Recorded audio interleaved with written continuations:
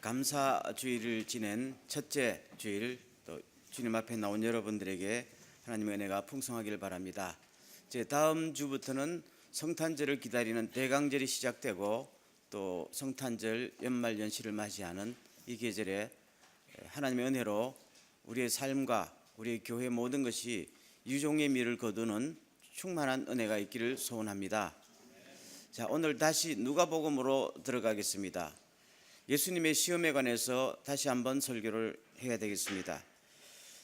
지난 주간에는 예수님의 시험 세 과목 중에 첫째 과목을 제가 말씀드렸고, 오늘은 두 번째, 세 번째 과목에 대해서 주님께서 어떻게 이 시험을 통과하셨는지 살펴보고 그 비결을 배우는 시간이 되기를 원합니다. 두 번째 시험을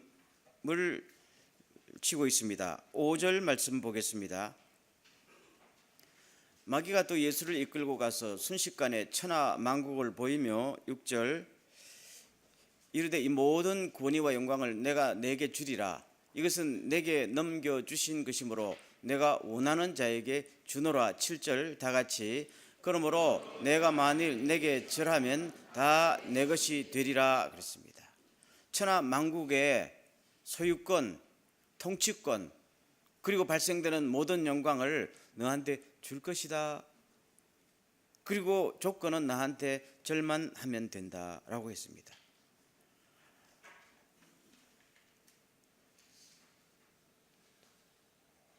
사탄이 예수님께 딱 좋은 말만 했는지 아니면 다른 암시를 어떻게 많이 줬는지는 성경에 나타나 있지 않아요. 다만 제가 개인적으로 상상할 수 있는 게 있어요. 그 영화에도 패션 오브 더 크라이스트라는 영화에도 그런 대사가 나옵니다만은, 마귀가 예수님께 제안하잖아요. 당신이 그렇게 고통스럽게 십자가 진다고 이 땅에 왔는데 왜 그렇게 해야 되느냐?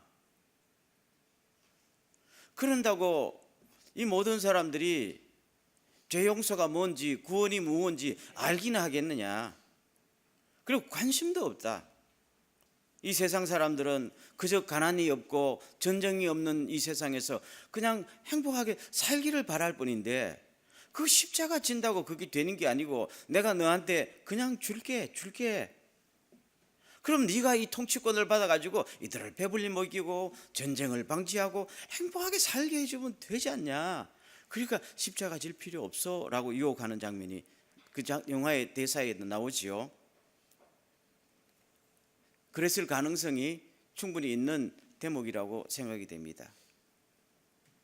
나한테 절만 하게 되면은 십자가 없이, 고통 없이 너가 원하는 세상을 만들 수 있는데 왜 그때여 어려운 길을 가느냐?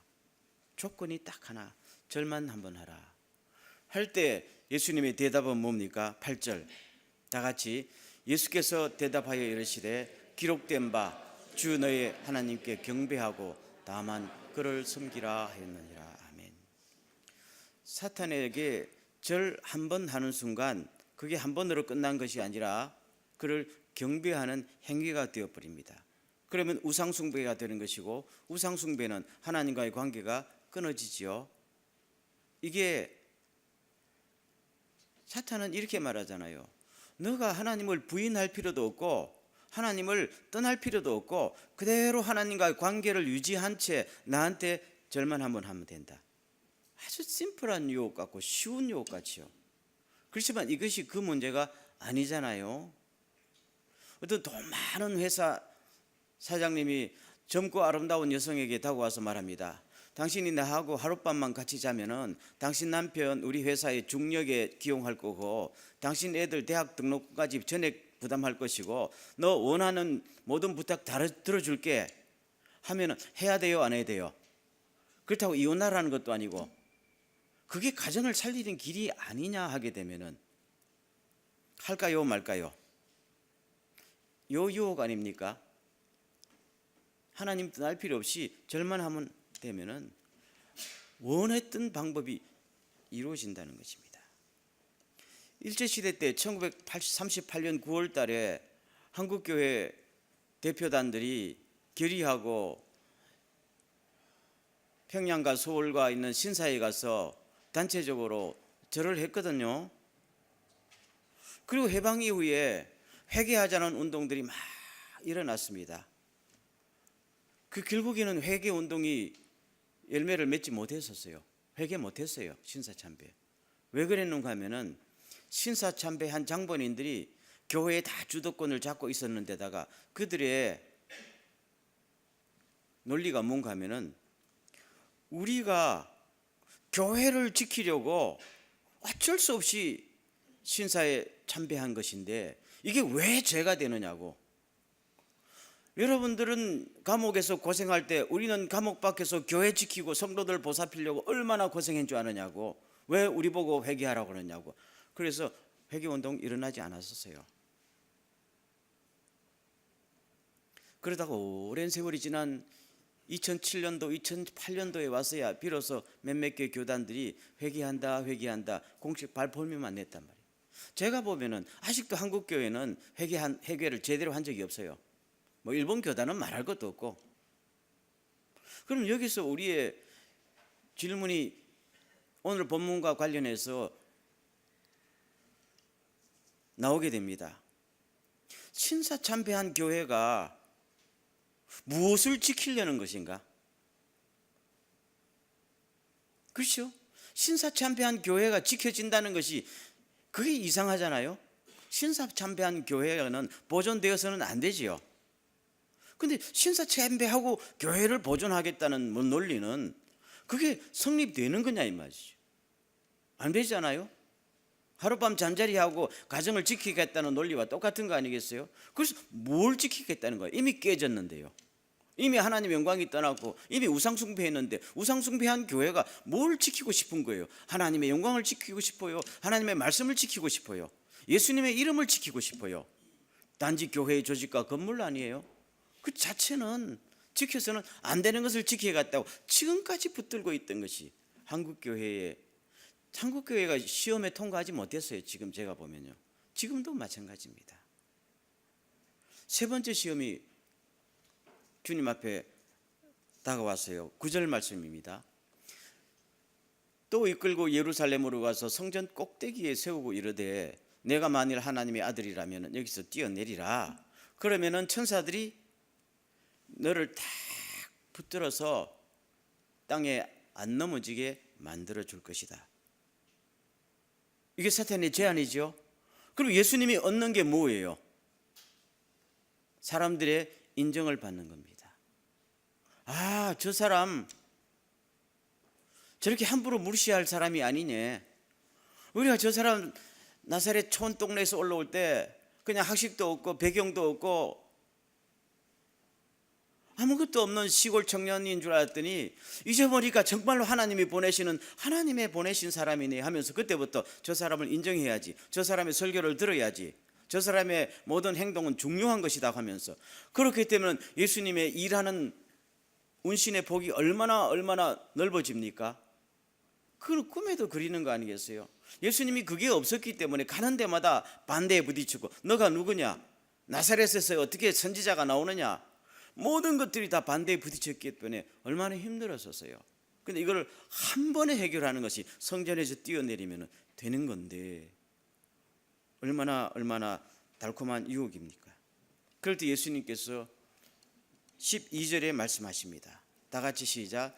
예수께서 대답하여 이르시되 주 너희 하나님을 시험하지 말라 하셨느니라. 이 주님의 대답의 본질은 무엇입니까? 자신의 능력을 자신의 안위와 자신의 뭐를 위해서 주님의 능력을 끌어다 쓰는 것은 하나님을 시험하는 것이다. 하나님의 섭리를 시험하고 나를 향한 하나님의 사랑을 시험하고 나를 향한 하나님의 그 인도와 보호하심을 시험하는 것입니다. 정말 하나님이 나를 사랑하고 내가 하나님을 사랑한다면 주님의 능력이 주님의 영광만을 위해서 쓰여지기를 기도하는 것이 우리의 태도지, 주님의 능력을 끌어다가 나의 뭐를 위해서 쓰는 것은 사랑의 배신 행위 아니에요? 그건 주님의 사랑을 시험하는 거예요. 주님을 시험하는 거예요. 주님의 능력은 그렇게 쓰여서는 안 되는 거잖아요. 적어도 주님이 나를 사랑하고 내가 주님을 사랑한다면은 믿습니까? 그럴 때 주님을 시험하지 말라. 딱 한마디 하시면서. 여러분, 우리는 사람의 인정과 사람의 박수갈채에 상당히 목말라 하고 있습니다. 그것이 중요하고 필요합니다. 왜 많은 사람들이 우울증 걸리고 왜 자살합니까? 사람에게 인정받지 못하고 사람에게 왕따당하니까 너무 살기가 힘들었잖아요. 돈이 있어도 건강이 있어도 사람들에게 이미 한번 인정받지 못하면 얼마나 힘들어요. 그래서 요새 SNS 이용해가지고 얼마나 적극적으로 자기를 갖다가 알리려고 노력합니까? 달리는 기차 위에서 동영상을 찍는 사람도 있고 벼랑 끝에서 내리치면서 동영상을 찍어서 막 퍼뜨린다고. 내 존재감을 알리고 싶은 거예요. 그래서 내 삶의 이유를 발견하고 내 삶을 확인하는 거 아니겠어요? 안 그러면 이게 밥 먹고 살아도 인간이 아니니까요. 근데 우리가 알아야 될 것은 우리가 주님의 예수 믿는 사람이 주님의 종이라면은 나를 확인하고 내 존재감을 드러내는 것이 아니라 주님을 드러내는 것이 우리의 임무임을 믿습니까? 그래서 나의 능력이 주어진 능력을 가지고 주님의 존재감을 드러내고 주님을 드러내야지. 주님의 능력을 가지고 나를 드러내는 데 사용하면은 이것은 뭐가 되는 거예요? 주님을 시험하는 것이고 주님의 사랑을 시험하는 것이고 주님의 능력을 시험하는 것이에요. 그렇게 되면은 사탄의 방법으로 끝나는 거 아니겠어요? 돈 혹은 생존 본능 그리고 파워 그리고 사람의 인정받는 것과 명예, 이 세 가지 시험들이, 여러분, 이것은 우리 인생을 살아가는 데 있어서 이 세 가지는 가장 중요한 삶의 수단이죠. 돈, 파워, 인정받는 거 없으면은, 하나라도 없으면은 우리는 살아남지 못해요. 그렇기 때문에 사탄이 이걸 가지고 시험을 치렀고 주님도 허락하신 거예요. 이것이 통과되지 않으면은 하나님의 일꾼이 안 돼요. 하나님의 사랑을 받아도 하나님의 일꾼은 안 돼요. 쓰임받지 못해요. 어느 누구든지, 예수님도 예외가 없듯이 우리 모든 사람도 여기에서 통과할 수 있기를 주의 이름으로 축원합니다. 가장 간단합니다. 생각만 똑바로 차리면은 통과 못할 사람도 없어요. 세 가지 시험 과목은 내 인생의 목적은 아니다. 아멘. 수단이에요. 수단을 차지하려고 목적을 바꾸는 것은 아무것도 남는 것이 없다는 말이에요. 사탄의 유혹은 이 수단이 너무나 중요한 수단이니까, 이 수단 없이 살아갈 수 없으니까 수단을 차지하려고 너 인생의 목적을 바꾸라는 거지 않아요? 그럴 때 예수님께서는 노 하나님만 강조할 때 사탄은 물러가게 되는 것입니다. 차라리 그럴 바에는 돈도 명예도 권력도 없이 살아라. 그래도 아무것도 손해보는 것이 없다. 사실 주님의 일생은 그렇게 사신 것이 아닙니까? 예수님이요, 살아가시면서 이 세 가지가 없으셔서 예수님도 얼마나 어려웠는지 성경을 보면 알잖아요. 그렇게 능력이 많으시고 존귀하신 하나님의 아들이 사람들에게 돌팔매 맞을 뻔한 적도 있고, 십자가 달리실 때 뺨도 맞고 창으로 찔리기도 하고 침도 뱉고, 그럴 때요 주님이 손가락 끝만 하나 까딱하면 다 죽었어요. 근데 주님께서요 삭히시잖아요. 여러분, 주님께서 이걸 삭히신 것이 쉬울 것 같았어요? 아닙니다. 그래서 히브리서 5장 8절에 보면은, 7절에 보면은, 그는 육체에 계실 때에 자기를 죽음에서 능히 구원하실 이에게 심한 통곡과 눈물로 간구와 소원을 올렸고 그의 경외하심을 인하여 들으심을 얻었느니라. 왜 주님께서 이 땅에 사실 때에 그 놀라우신 능력의 주님이 그냥 한 번만 하면 해결될 텐데 왜 그렇게 울고 불고 주님 앞에 매달렸을까요? 통곡이란 것은 가슴에 엉거리가 있기 때문에 그냥 나오는 울음 아니겠어요? 주님이 무엇이 부족하여요? 말 한마디면 모든 걸 바꾸는 주님께서 왜 그렇게 구차하게 사셨어요? 왜요? 힘을 가졌지만은 힘을 쓰지 않으려고 하니까 속에 그냥 힘을 가졌지만은 힘이 없다고 조롱한 사람들 앞에 무참히 굴욕당하니까 또 속에서 삭혀야 되죠.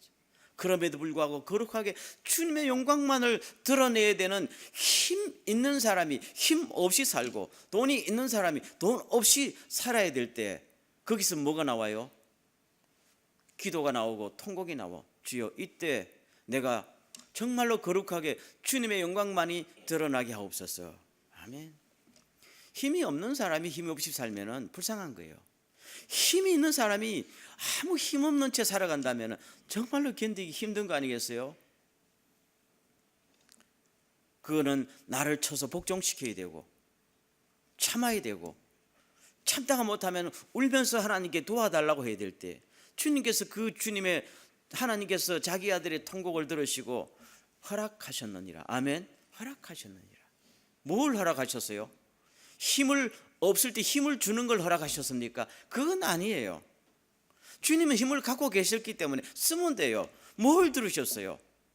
힘 없이 살 수 있는 그 비결을 허락하셨고 그렇게 살 수 있도록 주님께서 도와주셨다는 이야기입니다. 그게 하나님의 뜻이니까요. 그래서 8절 이하의 말씀 보면은 그 결과가 나옵니다. 그래서 그는 아드님이셨지만 고난을 당하심으로 순종을 배우셨습니다. 힘이 있지만 힘을 쓰지 않는 것이 순종이잖아요. 이것을 배우셨어요. 그래서 완전하게 되셨습니다. 그리고 완전하게 되신 다음에는 자기에게 순종하는 모든 사람에게 영원한 구원의 근원이 되셨습니다. 아멘.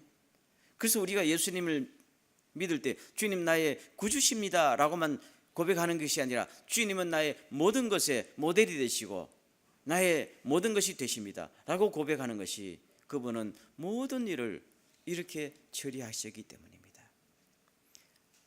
잠시 떠난 사탄이, 오늘 잠시 떠났다고 그랬죠. 잠시 떠난 사탄이 다시 돌아왔습니다. 언제 돌아왔습니까? 주님이 가장 약할 때, 십자가에 달리실 때, 달리시기 전에 막 베드로는 화가 나서 칼 뽑아서 했지만은 주님은 칼 한 자루 정도 갖고 있는 게 아니라 하늘에 12군단도 되는 더 군대를 주님이 갖고 계시는데 움직이지 않으셨어요.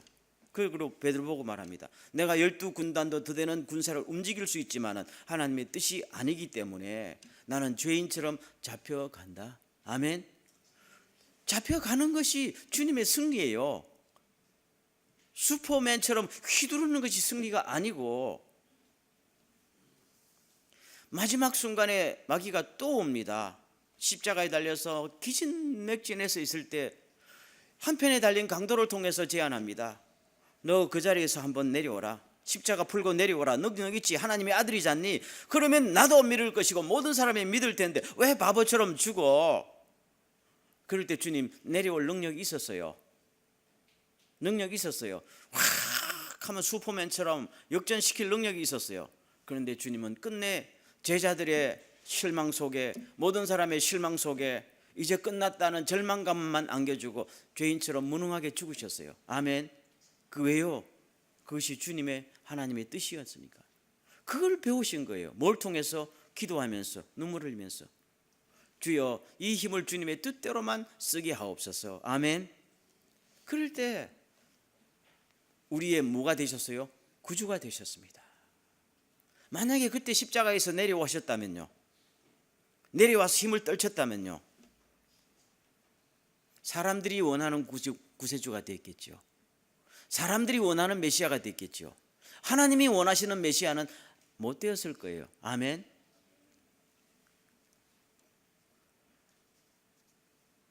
교회는 오늘날 교회 안에도 우리 생활에도 늘 이 세 가지 시험이 가장 중요한 관건으로 옵니다. 항상 시험 과목은 몇 가지예요? 세 과목입니다.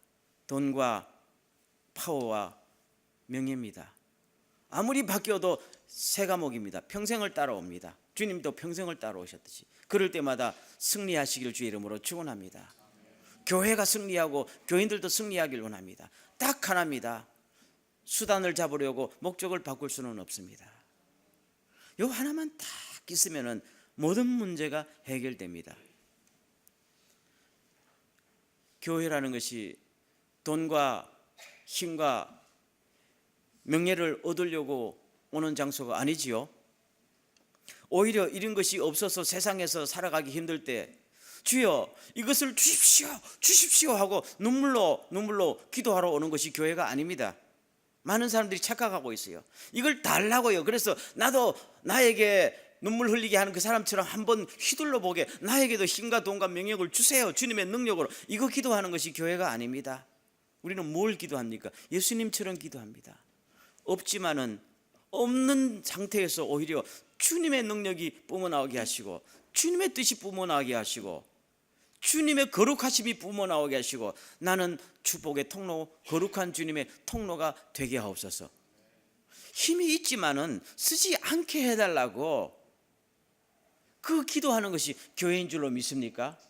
이게 진정한 교회의 모습이에요. 이걸 바꾸면 타락한 교회가 되는 겁니다. 오늘 한국 교회가 보면 이걸 자꾸 달라고 기도하고 하라고 교인들을 부추기고 있는 거 아니겠어요? 이거는 성경에 이런 메시지가 안 나옵니다. 여러분, 주님의 시험 과목에도 이 과목은 아니에요. 이건 통과하지 못해요. 주님은 끝까지 엄청난 파워와 능력을 주님의 뜻이 아니면 하나도 쓰지 않게 하옵시고, 이것을 기도로서 말씀으로서 승리할 수 있도록 나를 인도해 주십시오. 이거 기도한 것인 거예요. 그렇게 모인 것이 교회고, 그렇게 살려고 노력하는 것이 교회인 줄로 믿습니다. 바라기는 원합니다. 사회에서 억울한 일 당하거든 주야 나에게 힘 주셔서 나도 내 뒤통수를 친 저놈의 뒤통수를 한번 10배나 더 치게 하옵소서, 이렇게 기도하지 마시고, 그럴 때는 말할 수 없이 주님 앞에 와서 우십시오. 기도하십시오. 그리고 주님께서 일을 처리하시도록, 그래서 주님의 영광이 드러날 때 내가 주님의 종이 되고 주님 앞에 쓰임 받는 거예요. 아멘. 내가 휘둘러 버리면은 주님의 영광이 안 드러나고, 예수 믿는 사람의 하나님은 그렇게 무자비한 하나님이시고 기어코 남의 뒤통수를 10배나 쳐야 되는 하나님이, 어떻게 그런 하나님을 믿어요? 그건 아니지요. 내가 돈과 명예와 파워를 갖고 있어도 이것을 뿜어내려고 오는 것이 교회가 아닙니다. 아멘.